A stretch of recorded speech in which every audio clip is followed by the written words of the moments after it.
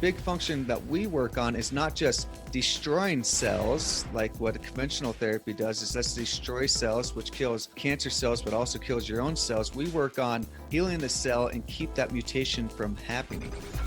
You're listening to the Integrative Medical Podcast with Dr. Jake, a licensed naturopathic doctor who will show you how to tap into your body's natural ability to heal your health issue and improve your symptoms quickly without harmful drugs or devastating surgeries. So pour some tea, get comfortable where you are, and enjoy this healing episode. Today, we're talking with Dr. Jake about the biggest mistakes that cancer patients make with their treatments. Let's get started with this question. Dr. Jake, if you were in front of a room with cancer patients right now, stage 3, stage 4, and maybe below, and you only had, 15, 20 seconds to reach them with a powerful message, what would be your message to them? What I would like to tell them is there's just not one option. There's several different options. There's just not the conventional approach. There's just not the alternative approach. The combination of both can be really great. One has great options in one way, and then another has a good options in another. And if you combine those two, it can have great effects. Sometimes the conventional approach isn't necessarily the best approach, and sometimes the integrative approach isn't necessarily the biggest approach either. And one other thing is I would try really hard to stay away from the fear that can come from the diagnosis of having cancer, because fear is just going to make it worse. And probably fear is one piece of why you possibly have cancer. What do you mean by that? How you feel about yourself and how you internalize things, or if you constantly are scared about the future in your life or scared about certain circumstances, or you really don't feel good about yourself, so you're fearful about how other people see you, is how you psychologically think about yourself. It affects your biology and affects how your cells work, which then can lead to potentially cancer. That sounds like witchcraft to me. Yeah, it's a little wild, isn't it? Is it? But it does. I think a lot of people would hear that and they'd go, no, there's no way, because we're not really hearing that from conventional medicine at all, right? For sure. Yeah. How you think about yourself, how your mind works. Let's think of it this way. Let's talk about how powerful the mind is. Let's talk about the placebo effect, right? You can take away your condition just based on how you feel. So someone could have an autoimmune condition, they're in a lot of pain, it's attacking all their organs, and they're doing horribly, and their joints are starting to degenerate. And then someone gives them this pill that's not really the real pill, but they say it's going to help them, and then they get better based on just this water pill. That's pretty powerful, right? That their mind can do that. So that's just how you think about yourself, and what you think about yourself and how powerful the mind is can lead to cancer. I've heard of studies where they've done that, right? They've actually done control groups where a group of cancer patients were given chemo, a group was given a pill that they said was chemo. Are you familiar with that study? Not that specific one, but go ahead. It was similar, right? The people that were given the sugar pill actually had higher survival rates than the ones that had the actual chemos. Yeah, so there's a lot of studies. Also, the studies I've read about it is how optimistic they are about their treatment affects how long they live and how well they respond to the therapy too. If they're really optimistic, they really are gung-ho and they think this therapy is going to really help them, they do really well. And then others are negative and they're like, I'm just going to die anyways. Why do I even care? And guess what? They don't respond well to treatment. So this is just not based on my saying this. This is based on actual studies that have been done on tracking cancer patients and the effects that it can have just on how you feel and how you think. The last year, I was diagnosed as stage 4 in September of 2021. And from October 2020 until September, really more like December 2020, I was living in a constant state of fear because I had the radiation I had to get angioplasties and stuff. It was just crushing my veins. Yep. And I lived in a constant state of fear for that year. And the next thing you know, by September, I had full-on stage 4 recurrence. That's fascinating. Let's start at the very beginning, because I think there's some confusion on this. What is cancer? A really simple way of thinking what cancer is, it's a abnormal mutation of your cells. So your cells are always going through cellular change, and there can be a disruption in a certain mechanism of action in how the cell is made that can disrupt it, and then it starts growing in the wrong way, and it starts overgrowing and not stopping its growth pattern, and that's cancer. When it starts growing and growing and growing and then starts spreading throughout the body, and it's not working how a cell should be working. How is the integrative definition of cancer different than maybe the mainstream definition of cancer? I don't know if the definition is absolutely different, but how they think of the cause or what makes cancer happen is completely different. A big thing is what I do in my practice is I do the metabolic approach to cancer. What that means is we're working on helping your cell work better, helping that metabolic action happens in the cell. We work on healing up what's called your mitochondria, which is your little working factory within your cells. And when that gets traumatized or damaged, that can cause dysregulation of the entire cell and lead to that overgrowth. Big function that we work on is not just destroying cells like what a conventional therapy does. Is let's destroy cells, which kills cancer cells but also kills your own cells. We work on healing the cell and keep that mutation from happening, treat that cause of what's causing that mutation to occur, which is various. So when we talk about someone having cancer and the biggest mistakes that cancer patients make, like what typically drives a cancer patient? What are the symptoms of cancer? Like, how do you know? That's a good question, because a lot of people are not going to be experiencing much at all and they have cancer. Many times people just notice a weird mass. Maybe like you say you have breast cancer, they notice a mass on their breast. Let's say you have colon cancer, they start having some type of bowel dysregularities. Maybe they get a little constipated. Maybe they get a little bit of blood in their stool. Or others, they don't really notice anything at all. They just get mild fatigue, and that's about it. Quite difficult to know exactly if you have cancer or not in that regard. Sometimes it's easy, you see a mass. Others, it's very hard to diagnose. It's like in ovarian cancer. It can cause just mild fatigue and a little bit of bowel issues. And you would never think cancer at that point.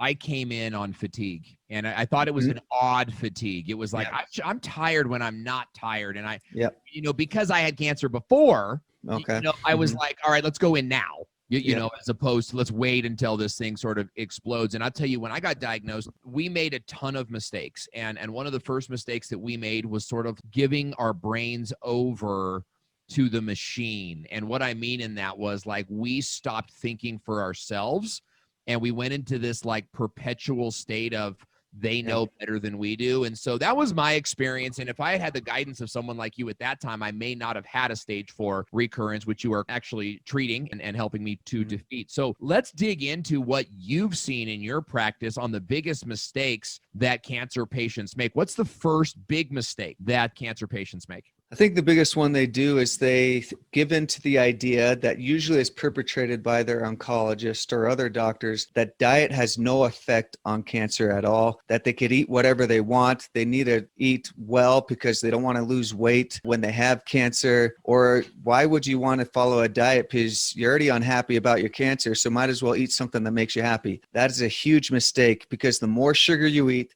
the more junk you eat, the more junky fatty acids you eat, or more chemicals you put in the body, the more you're going to promote the growth of your cancer. That's exactly what they told me. They said, you need to eat a lot of chicken and steak and don't lose any weight and eat whatever you want. And I did. I used to go to chemo, and I would even go to KFC, and that was like my chemo treat. All those carbs and all that sugar just going straight into my body. What effect does the diet have? Like what is the correction now of that mistake? What should we be doing? So what we should be doing is really getting a ton of nutrients and also getting cancer fighting molecules into our body every time we eat food. Vegetables are high in several different chemicals in there that are very good at fighting cancer cells. We have like indole-3-carbinol that's good at killing cancer cells, and that's found in broccoli and cauliflower and cabbage. And then we have many other bioflavonoids which are really good at going and killing cancer cells. We get all that from vegetables and some fruits. And also we want to not eat a ton of sugar. That's why I keep on talking about vegetables. Vegetables are usually lower in sugar. Fruits have a lot of fighting cancer molecules in them, but they're high in sugar, which will then feed the cancer more. Cancer loves sugar, and that's what they're going to live off of. They don't love fat. They don't take in fat. They don't live off of fat. So the more sugar we eat, the more we're feeding the cancer. The more we spike our sugar, the more we're feeding the cancer. The more we eat of certain chemicals that are found in foods like pesticides or herbicides, the more we're causing more mutation of our cells and leading to further cancer throughout our body. I think that the average person maybe hears this and they go, then why would my doctor tell me that? Like, if eating carbohydrates like KFC, crunchy, delicious, moist fried chicken is actually like helping, like if that's contributing to cancer growth, why doesn't my doctor tell me that, Dr. Jake? Aren't you integrative guys are a bunch of hippie, you know, talk about that. The oncologist is not knowledgeable about diet at all. And in conventional medical training, they don't receive any dietary training, maybe 3 hours, maybe 6, depending on the medical school you've gone to. And that's not hours of like in class, that's not like a term worth of training. That's literally 3 to 6 hours of time that they did on a weekend. So they don't really learn a lot about diet, and they don't really learn about that diet has any effect. And what they learn about is drugs are really good for this. Let's suppress this certain symptom. Let this person comes in with this disease. Let's give them a certain medication. And there's no discussion on diet or nutrition for disease. So they don't understand the science. So they're not going to tell you about it because they don't understand it. And they don't follow any good dietary protocols themselves either in majority of cases. You mean like your doctor's a fat slob? Well, majority of the doctors you go to, they probably are if you look at them, right? If you're a doctor, please do not. This is a good time to turn off the podcast. But, it's interesting that you would bring up. That's kind of what I see. In fact, when I see a fit doctor, it's almost like that's interesting to see a fit doctor here. Okay, so diet has no effect. I mean, so should we adopt what, like a vegan diet? Because I hear a lot of stuff on the vegan diet. You know that I'm a big keto person. Like, what should we eat? What should our diet look like so that we don't, like, someone diagnoses you with cancer? How do you switch your diet right now today? It depends on the type of cancer, but in majority of cases, I like to reduce animal products greatly or take away animal products altogether. Or if you are going to eat animal products, it's just going to be fish periodically. The reason why I say that is because there's a lot of hormones that are found in meat that have potential to increase growth of cancer. So the more animal products you eat, the more growth that will happen to the cancer. And they're not really doing a lot to help fight the cancer, but if you're the vegetables, you are. So going more vegan is a good idea, but sometimes you could be a junk food vegan,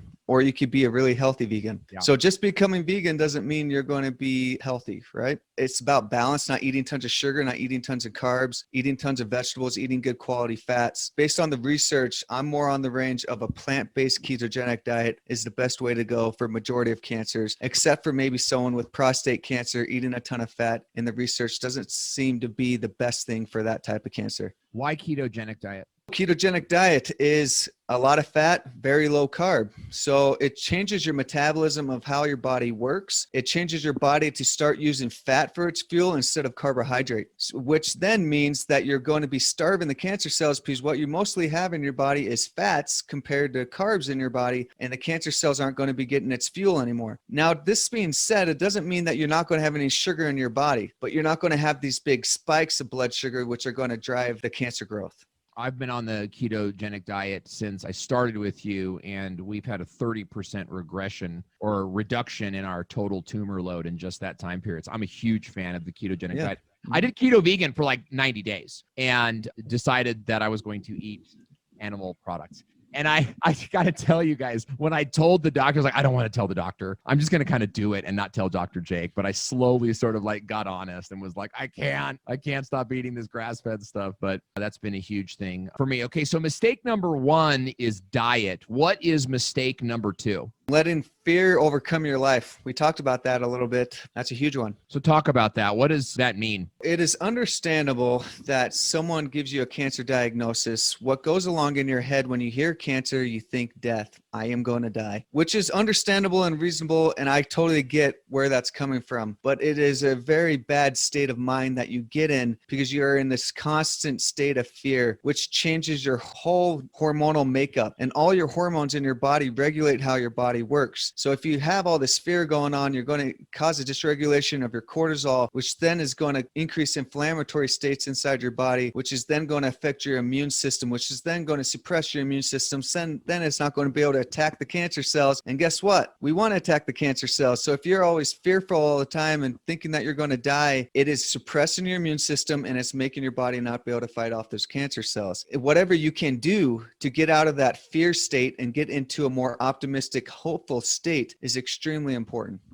How does fear biologically affect our cells to where it like makes you unhealthier? what's happened when we get fear is we get really stressed when we are fear. So then we're going to be producing a ton of epinephrine that's going to be released from our brain. It's going to be released from our brain to tell the epinephrine to be released from our adrenal glands. And then that's going to affect our whole metabolism of our inflammatory state within inside our body, because it's causing this dysregulation of the immune system. Also, it's going to cause a release of cortisol. Cortisol is what gives us energy. It gives us focus. It also has an effect on our inflammatory states. Cortisol is our natural steroid. So if we don't have a good amount of cortisol, we're going to be chronically inflamed. If we have too much of it, we're going to suppress our immune system. So if you have this chronic fear state, you're going to keep on dumping out this cortisol, and then you're going to continually depress your immune system, and then you're going to get cancer. So that's a big piece there. It's also going to affect the release of blood sugar throughout your body from your liver when you have too much cortisol being released, which is then going to feed the cancer cells. So those are two big things. You're going to suppress the immune system, and then you're going to give it the food it needs when you're in this constant state of fear and producing too much epinephrine and cortisol throughout your body. Plus, when you're fearful all the time, you're not going to be able to sleep very well. So you're not going to be able to get a restful sleep, which then is not going to let you build your immune system to fight off the cancer cells also. And then on top of that, you're eating junk food to feel better about yourself. Well, yeah. And then you could go down the road of what happens when you are fearful and stressed is you're just going to eat things to try to make yourself feel better, to increase dopamine in your brain. And those things to do that is sugar and a lot of junky fat. That's why ice cream's so great. And people go to ice cream because it's full of fat and full of sugar. And that's going to increase that dopamine and let you feel great for a little bit. But then you're feeding the cancer again, right? Yeah. I've got enlightened ice cream and keto ice cream bars from Costco, which are incredible replacements for regular ice cream. Can't even tell the difference. And you still kind of get that little... Gives you a little sugar kick. Yeah. Yeah. And it's not sugar, but that sweet kick. It is, and it makes you feel normal, right? Because when the whole family's eating an ice cream cone, it's nice for you to be able to have your version of that too. So, how do we conquer fear then? I mean, because it's like, it's a hard thing as someone that's been in that spot where not just the doctor comes in. Like when the doctor came in with all the other doctors, we knew they didn't have good news for us, you know? And so it's like, it's easy to say like avoid fear, but how do we do that? It can be very difficult.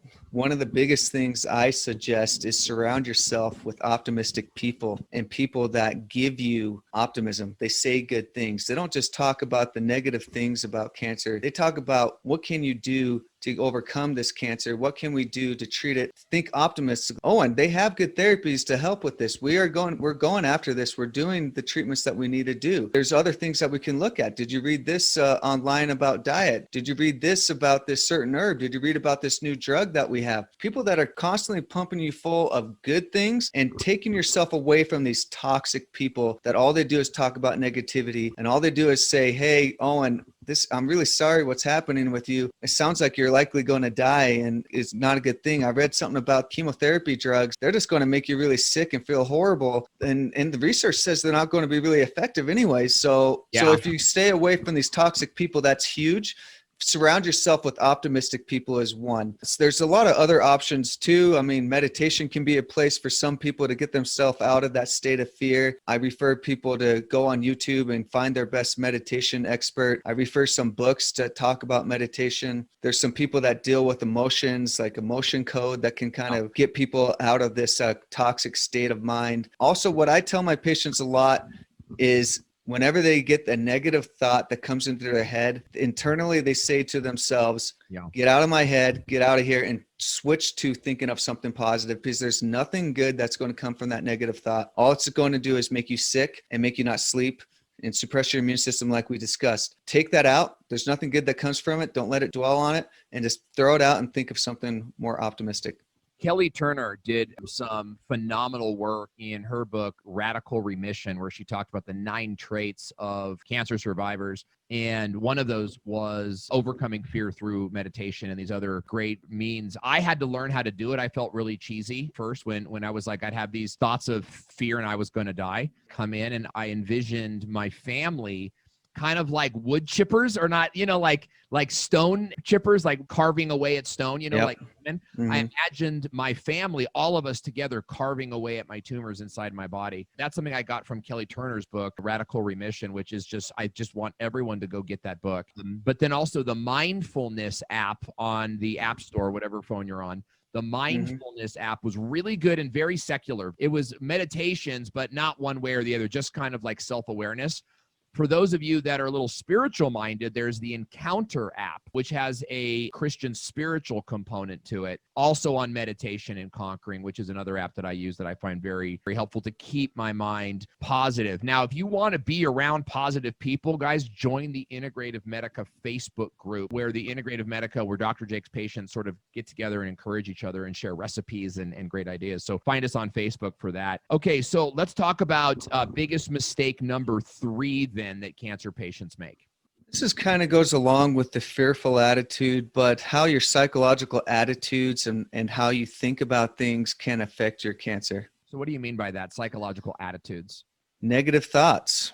You think negative about yourself. You think negative about other people. All you do is think bad about yourself. Guess what? If you keep on thinking bad about yourself, your body's going to think you're bad too, and it's not going to want to take care of itself, and it's going to get sick. I mean, I see this in cancer. I see this in autoimmune disease. I see this in chronic fatigue. These people, not all the time, but they tend to not love themselves and tend to be negative about themselves, and they're not very optimistic people. And switching that state of mind is one huge thing to change. So that there's negativity. Let's say you worry about things all the time too, which is kind of on the fearful state. You have anxiety about everything. Fearful about a test. You're fearful about your kid dying when they leave the house when they're going to a party. You're fearful about the food that you're eating. That can happen with my patients, right? Oh no, I'm eating something really junky. They get really fearful about that and they're anxious and they're like, oh crap. Anxiety, negative thoughts, depression, being sad all the time, we have to work on that psychological piece. Anxiety, depression, fear, negative thoughts, and we have therapies to work on that. And when I see people that they're in that states, we do things to help with that, which we do some amino acid balancing. We do something called neurofeedback. We work on meditation, things like that to kind of change their mindsets. Because if we don't treat that negative thought or that anxiety or depression or et cetera, they're not going to get all better.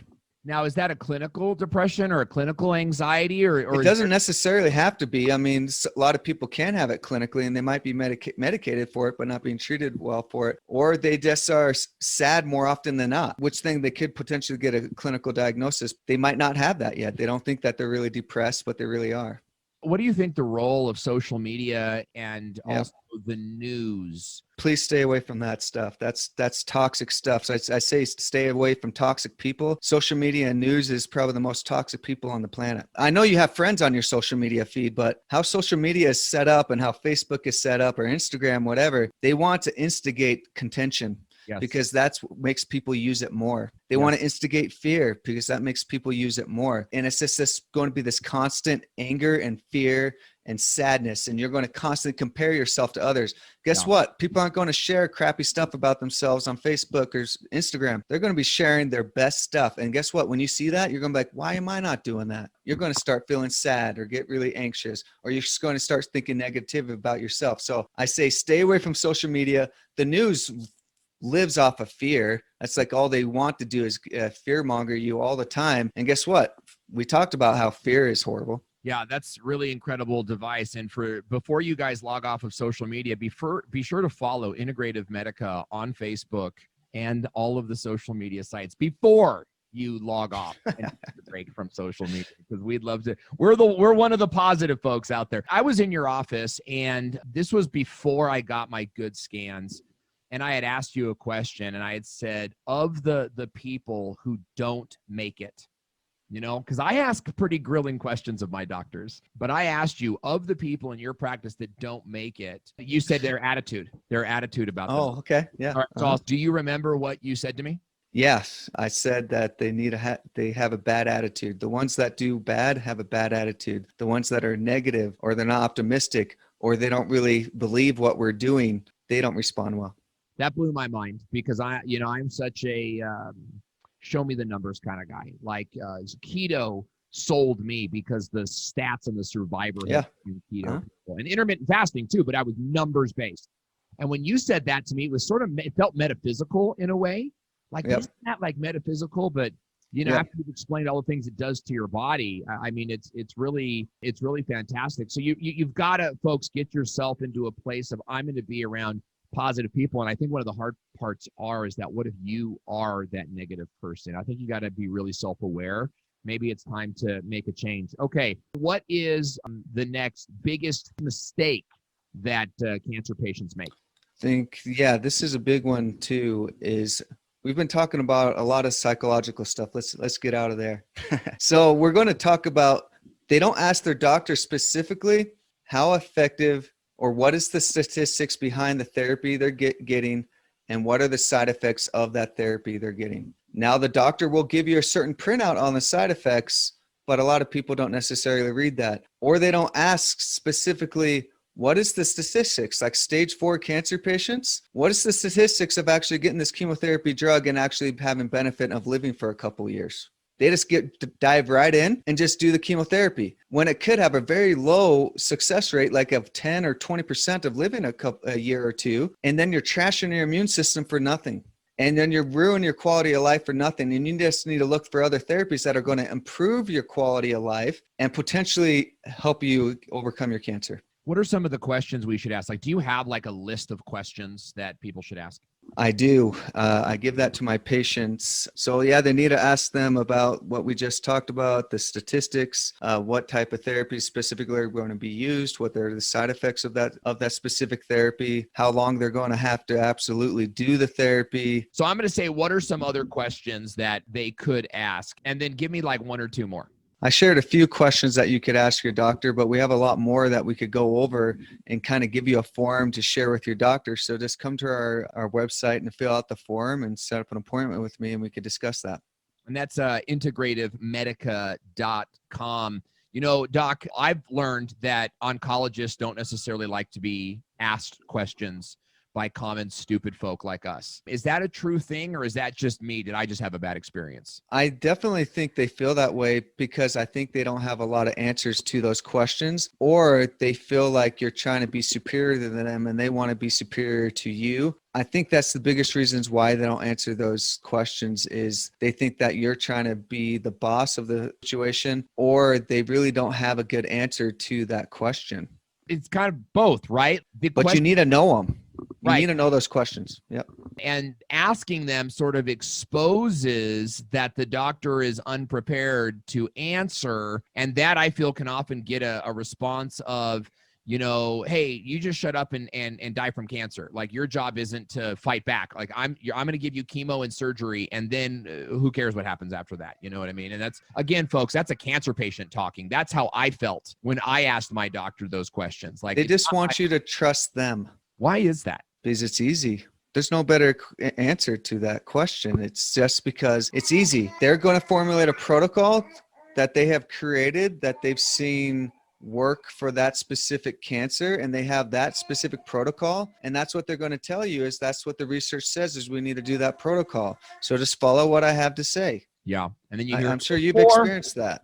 Yeah, absolutely. And then I heard the doctor go 4 and crack a golf ball. I'm kidding, but I got that feeling. Okay, walk us, Dr. Jake, through then like the flip side of biggest mistakes. Like someone gets diagnosed with cancer, or you were diagnosed maybe 3-4 months ago and you didn't do these things. You get diagnosed. What do you do right now? Like what are the action steps that you take right now? I think the very first thing, just like we were talking about, is you need to try to get yourself out of the state of fear. You need to talk to your conventional oncologist, see what he has to offer, and then you need to find an integrative oncologist and see what they have to offer and see what option seems the best to you. And like I said before, you don't have to just do one option. You could do both options, and really both options work really well together. The integrative approach can help that conventional approach work even better. The chemotherapy can work better and decrease the side effect profile of that chemo when you do the integrative approach. Or we're able to build the immune system while you're destroying the immune system, so we're able to stabilize it. So you just need to find 2 people on your team that are treating it from 2 different angles. Yeah, folks, if you want to beat fear, get Kelly Turner's book, Radical Remission. Get it on Audible and listen to it every night. That's how we beat fear. And another way that we beat fear was by continually reading about the metabolic approach to cancer, because they will show you the studies and the tactics, and your integrative doctor will help you execute those strategies. Like fasting during chemo has been revolutionary for me as I'm still undergoing that process. And that was all part of Dr. Jake's treatment protocol for me. So go to integrativemedica.com if you've been diagnosed and want to speak with an integrative doctor today. Hey, Dr. Jake, thank you for your time today. And if you enjoyed the show, then do us a favor and leave a review. It helps more people to find the show, which could save their life. And remember, this is a podcast and should not replace personalized attention from a medical professional like Dr. Jake. If you or someone you know has been diagnosed with an autoimmune disorder, cancer of any stage, or a life-changing illness, visit our website today and schedule a virtual appointment with one of our doctors who can lead you to a treatment plan in your area. That's integrativemedica.com. Integrative, MEDICA.com. Thank you for listening to the Integrative Medica podcast with Dr. Jake. To hear past episodes and get alerts for the future, subscribe to us on your favorite podcasting platform, and be sure to follow us on YouTube as well. Just search for Integrative Medica with Dr. Jake.